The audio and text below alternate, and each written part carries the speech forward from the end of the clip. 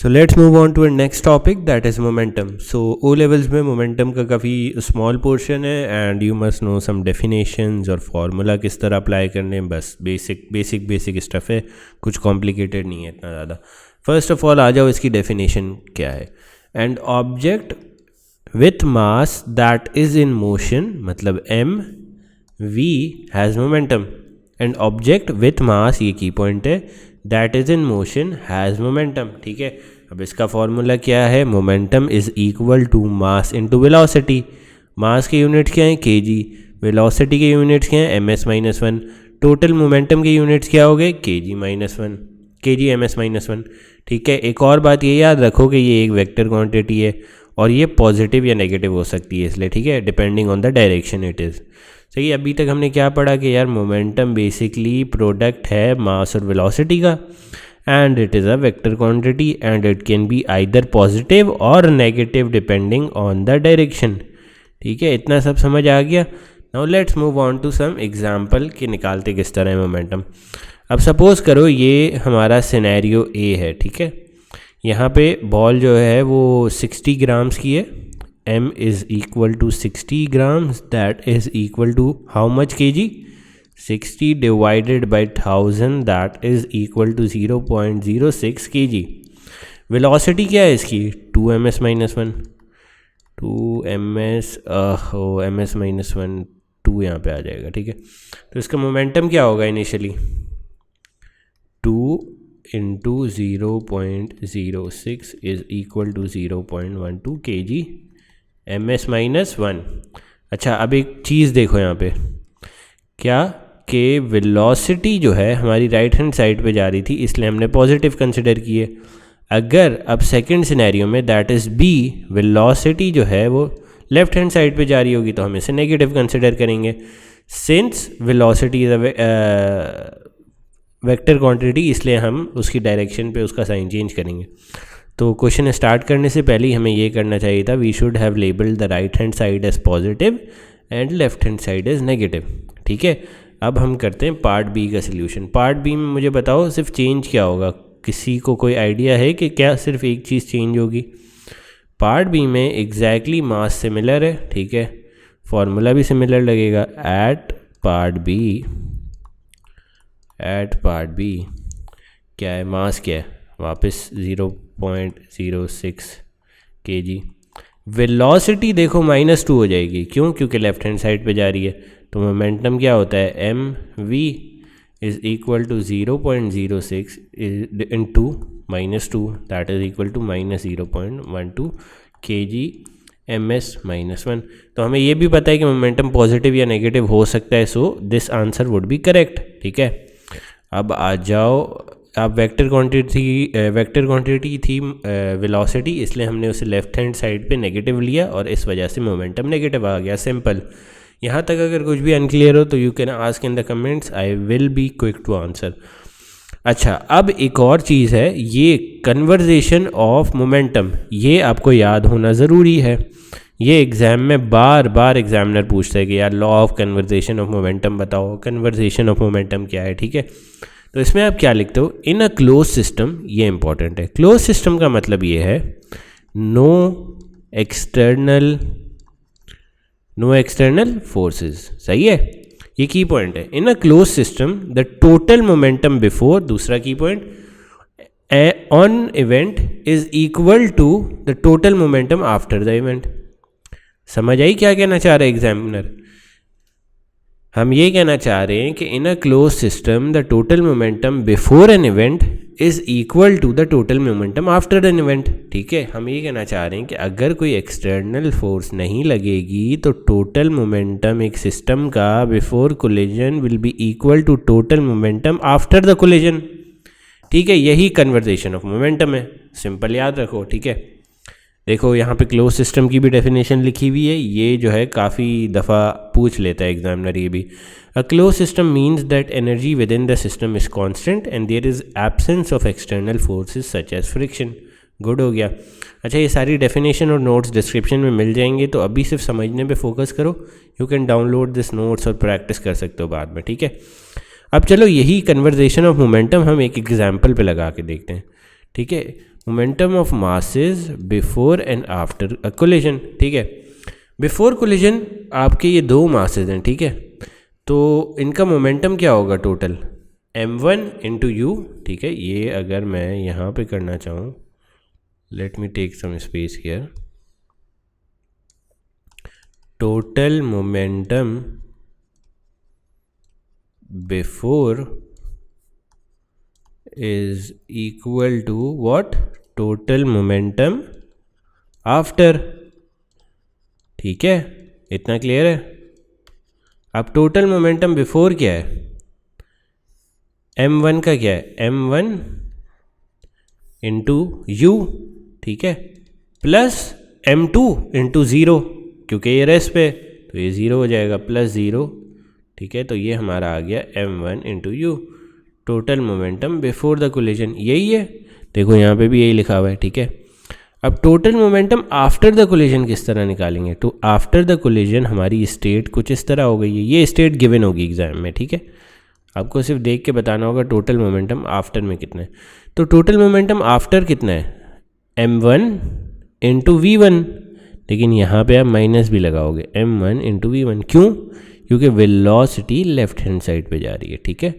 और ये दूसरा क्या होगा, प्लस होके m2 v2, यही है, यस यही है, देखो माइनस में आ रही है m1 v1, क्योंकि लेफ्ट हैंड साइड पे वेलोसिटी है। इतना सब क्लियर है।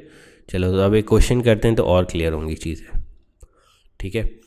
अब हमारे पास बिफोर कोलिजन एक m1 का मास है, ठीक है, let me do it here, ठीक है। टोटल मोमेंटम बिफोर कोलिजन, ठीक है, क्या होगा, m1 u1 plus m2 u2, ये एट रेस्ट है, ठीक है। तो m1 और u1 क्या है, 990 इंटू 10 प्लस m2 क्या है, 4200, मगर m2 की कोई वेलोसिटी नहीं है ये रेस्ट पे, तो ये होगा 0। तो हमारा टोटल मोमेंटम निकल के क्या आ जाएगा, 9900 kg ms-1। अब टोटल मोमेंटम बिफोर कोलिजन आ गया है, तो अकॉर्डिंग टू लॉ हमें पता है कि यही टोटल मोमेंटम आफ्टर कोलिजन भी होगा, यस, क्योंकि ये law of conversation of momentum है, ठीक हो गया। तो हम आ जाते हैं अब अपनी नेक्स्ट पार्ट की वर्किंग पे। हमें निकालना क्या है, बेसिकली v2 निकालनी है, ठीक है। तो आ जाओ, टोटल मोमेंटम आफ्टर कोलिजन तो आपको पता है, दैट इज़ 9900। अब यहाँ से किस तरह निकलेगा total momentum after collision, we will do m1 v1 plus m2 v2, ठीक है। अब m1 v1 की वैल्यूज़ डालो, m1 क्या है, बेसिकली हमारा 990, और v1 क्या है 2, m2 क्या है हमारे पास 420, और ये क्या है v2।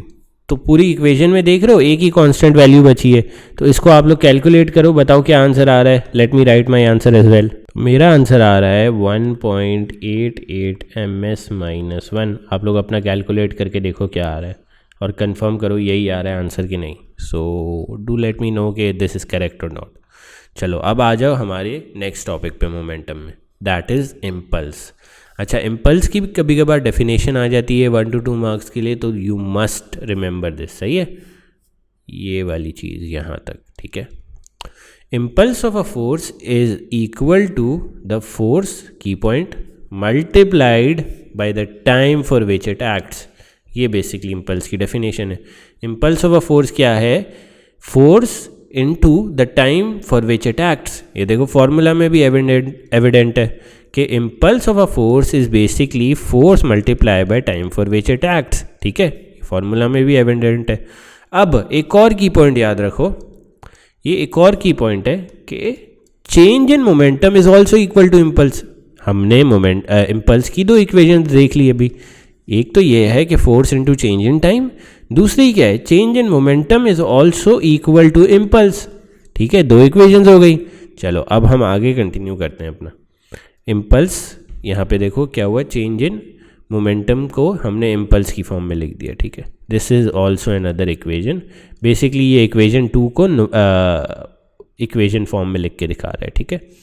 ये इससे ड्राइव हुई है कि change in momentum is equal to impulse. Basically ये याद रखो कि इम्पल्स की दो इक्वेशंस हैं। फर्स्ट इक्वेशन क्या है, force into change in time. Second equation क्या है, impulse is change in momentum. तो मोमेंटम का चेंज किस तरह निकालता है, m into final velocity minus m into initial velocity, ठीक है। Now let's come on to the next topic, बल्कि एक क्वेश्चन है हमारा, ठीक है। अ टेनिस 58 ग्राम, तो ये आपके पास मास आ गया, m is equal to 0.058 kg। Tennis ball moving horizontally to the left, horizontally to the left मतलब इस साइड मूव कर रही है, ठीक है, लेफ़्ट ये वाली साइड पे मूव कर रही है। At a speed of 30 ms-1, ठीक है, 30 ms-1 पे मूव कर रही है। Is struck by a tennis racket, ठीक है, which turns the ball back to the right at 20 ms-1। देखो हमें बिफोर का सिनेरियो गिवन है, ठीक है। बिफोर इस तरह है, 30 ms-1 पे लेफ़्ट साइड पे चल रही है, और आफ्टर का सिनेरियो गिवन है कि 20 ms-1 पे राइट हैंड साइड पे चल रही है। मास सेम रहेगा। Calculate the impulse delivered to the ball after the racket, ठीक है। अब इम्पल्स का आपने दो फार्मूले पढ़े हैं, ठीक है। फर्स्ट फार्मूला देखते हैं क्या है। First formula is force into change in time, लेकिन यहाँ पे ना हमारे पास फोर्स है ना चेंज इन टाइम है, तो हम सेकंड फार्मूला यूज़ करेंगे, that is impulse is equal to change in momentum. और चेंज इन मोमेंटम का क्या फार्मूला था, mv माइनस mu। ये क्या है, हमारी फाइनल वेलोसिटी, और ये क्या है, इनिशियल वेलोसिटी, ठीक है। ये सारी चीज़ें हमारे पास हैं, तो हम प्लग इन करते हैं नंबर्स। सबसे पहले m की वैल्यू पुट करते हैं 0.058, और v क्या है, राइट हैंड साइड पे तो पॉजिटिव हो जाएगा, माइनस 0.058। u का है लेफ्ट हैंड साइड पे तो नेगेटिव हो जाएगा, -30। तो अब इन दोनों का आंसर निकाल के बताओ क्या आ रहा है। इसका आंसर आ रहा है 2.9 newton per second, that is a impulse, ठीक है। Now let's move forward to a last topic, that is force and momentum. अच्छा, हमने ना दो चीज़ें पढ़ी थी, दो इम्पल्स के फार्मूला पढ़े था। अगर ऊपर आओ तो हमने क्या पढ़ा था कि एक तो ये पढ़ा था फोर्स इनटू टाइम, दूसरा ये पढ़ा था चेंज इन मोमेंटम वाला, ठीक है। अब अगर इन दोनों फार्मूलाज़ को मैं इक्वेट कर दूं, ठीक है, दोनों फार्मूलाज़ को इक्वेट कर दूं, ये देखो इधर, ठीक है, change in momentum is equal to force into change in time. तो अगर फिर इन दोनों को इक्वेट करके मैं फोर्स को सब्जेक्ट बना दूं, change in momentum over change in time, तो हमें फोर्स की एक और डेफिनेशन मिल जाती है। क्या है वो, force can also be defined, ये देखो, as the rate of change of momentum. Rate किस लिए आया, क्योंकि नीचे टाइम है और मोमेंटम तो ऊपर है चेंज, तो इसलिए हो रहा है। तो फोर्स हमने बेसिकली किया क्या, हमने मोमेंटम की दोनों इक्वेशंस, फर्स्ट फार्मूला और सेकंड फार्मूला को इक्वेट कर दिया, सॉरी इम्पल्स के दोनों formula, to formulas of impulse को हमने इक्वेट कर दिया, ठीक है। और फिर हमने फोर्स एज अ सब्जेक्ट बना लिया, ठीक है। तो क्या हुआ, change in momentum over change in time is equal to force. तो यही तो डेफिनेशन है फोर्स की एक और, force is defined as the rate of change of momentum, simple. और बाकी ये यूनिट्स गिवन है यहाँ पे, f is newtons, f is in newtons, momentum is in kg/-1, t is in seconds. So this concludes on momentum का topic, and next up we will be starting energy, work, power. So thank you for watching.